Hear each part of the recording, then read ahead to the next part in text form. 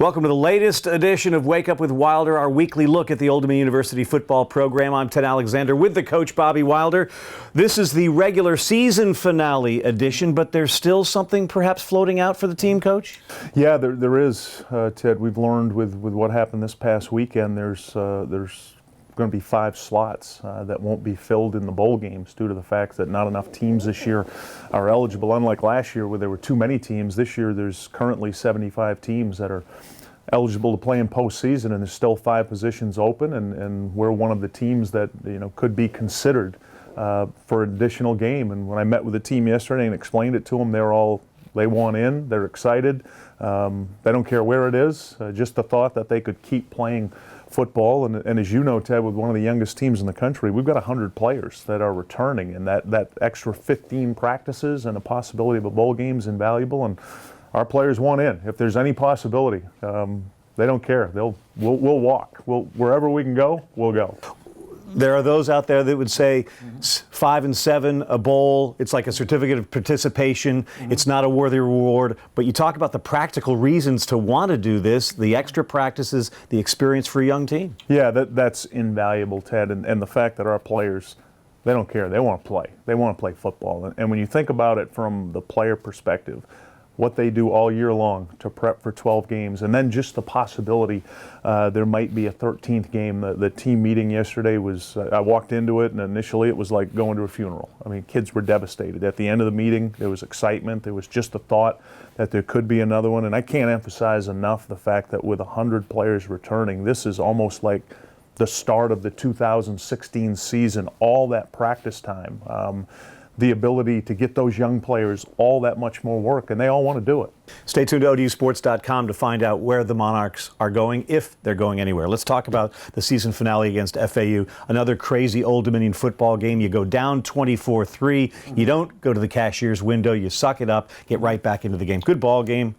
Difficult ball game. Yeah, such a poor start, Ted. We just couldn't get anything going on offense, and we gave them short fields. All 3 of their touchdowns they started on their 45-yard line through our inability to get first downs. We were losing field position in the punting game. Their punter was hitting 60-yarders. Our guy was hitting 40-yarders, which is pretty good, and the short fields. But then right before the half, we go 4 plays, 75 yards, in about 45 seconds. Schuler Bentley executes the 2-minute drill or the 55-second drill to perfection, and that gave us so much momentum going into the half. And then I loved the way our guys came out in the third quarter. In the second half, Ted, no touchdowns for FAU. Our defense held them to 3 field goals. We score enough to take the lead, but then just could not finish it offensively in the fourth quarter. You said a week ago the key against FAU would be sacks. They ended up with 7 of them. And when you had that run going, the protection was good. The time was there for the quarterback and the receivers. And then when they started closing that down, getting more sacks, that's when the offense evaporated. Yeah, they really took over the game in the fourth quarter from that standpoint with the sacks, our inability to throw and catch the ball. We weren't making the good passes in the fourth quarter. We were in the third. The guys weren't catching the ball consistently in the fourth quarter, and it was such a disappointing way to end the season because when I think about it, Ted, we had 6 games that we played in that were close, and we won 5 of them. The first 5 games that were close, that we had an opportunity to win, we'd close the game out and win it, and we just could not do it in this game. And you got to give FAU a lot of credit. I mean, here's a team that played everybody tough this year.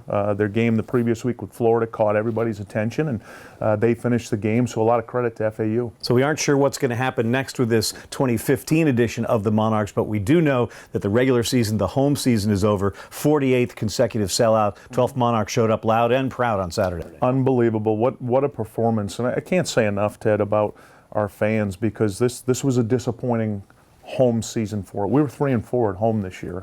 First ever losing record as a program, first ever home losing record, and they hung in there. The fact it was a holiday weekend and all those people showed up, how loud it was, it felt like a playoff game. Our kids got so much energy for that, and we're all disappointed. We feel like we let them down, but can't say thank you enough to our loyal supporters. As we look forward to 2016, top priorities for you in the program? Oh, the number one thing is that we got to grow up. I mean, it's just so frustrating, the freshman rookie mistakes. And with 33 first-year guys playing as much football, our kids will grow from this. But we really got to grow up. We got to get better performance, better consistent performance on offense, particularly at the quarterback position. Losing Melvin Vaughn in preseason was a dagger because that really affected our short yardage and fourth down. You could see it, Ted, consistently throughout the year. We've never been this poor percentage-wise on fourth and short, third and short like we were this year. So the development of a tight end H-back to give us a better ability to run the ball will be a priority. And then defensively, Ted, we've got to get better defensively. You know, we were a bend but don't break operation. That's got to stop. And with virtually everybody back on defense, that has to stop. We've got to be a much better defensive team next year. I heard this once. You know what the best thing about freshmen is? They become sophomores. Coach, we thank you for another crazy ride. It's been fun, and stay tuned to ODUsports.com. We'll see if this ride will continue. This guy's the man. Thank you, Ted Alexander. That's Bobby Wilder. I'm Ted Alexander. This is Wake Up with Wilder on Monarch Media.